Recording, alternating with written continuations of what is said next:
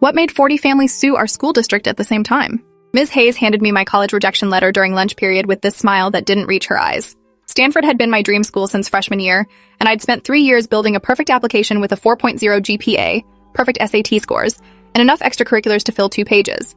The rejection email was polite but generic, thanking me for my interest while wishing me success elsewhere. What made it weird was Ms. Hayes watching my face as I read it, like she was waiting for something specific to happen. She touched my shoulder with fake sympathy and said sometimes even the best students don't make the cut, then walked away before I could respond. That same afternoon, my best friend Aaliyah got her rejection from Yale. Then Terrence got his from MIT.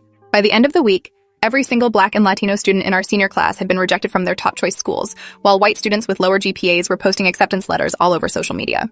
I'm Keisha, and this is the story of how one college counselor's racism destroyed 40 futures before we destroyed her career. The pattern became impossible to ignore within days of those first rejections arriving.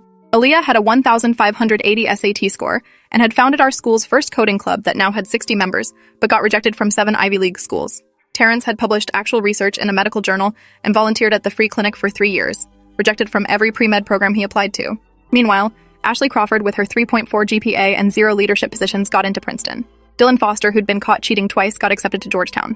The white students weren't necessarily bad kids or undeserving, but the disparity was so obvious that even some of them started asking questions. Ms. Hayes had been our college counselor for 15 years, and everyone trusted her completely because she had this warm, grandmotherly vibe and talked constantly about her commitment to helping all students succeed. She'd scheduled individual meetings with each of us throughout junior and senior year, asking detailed questions about our backgrounds, our family situations, our dreams. I remembered telling her everything during those sessions: how my dad worked 2 jobs to afford our house in this district, how my mom had died when I was 10, how I wanted to become a civil rights attorney. She'd nodded sympathetically and taken notes, promising to write me a recommendation letter that would showcase my resilience and determination. What we didn't know was that Ms. Hayes had been writing 2 completely different types of recommendation letters. The ones she showed us in draft form were glowing, full of specific examples and genuine praise that made us feel seen and valued. But the actual letters she submitted to universities were calculated sabotage, filled with subtle racism and coded language designed to tank our applications while maintaining plausible deniability. She'd write things like, "Keisha is remarkably articulate for her background," and "shows surprising intellectual capability given her home environment, and would benefit from remedial support services your institution provides for disadvantaged students." Every sentence was crafted to sound supportive on the surface while actually telling admissions officers that we were charity cases who didn't belong at elite schools. The genius of her method was that these letters were never explicitly racist, just subtly condescending in ways that activated every bias admissions committees already had. For white students, her letters emphasized leadership, intellectual curiosity, and future potential.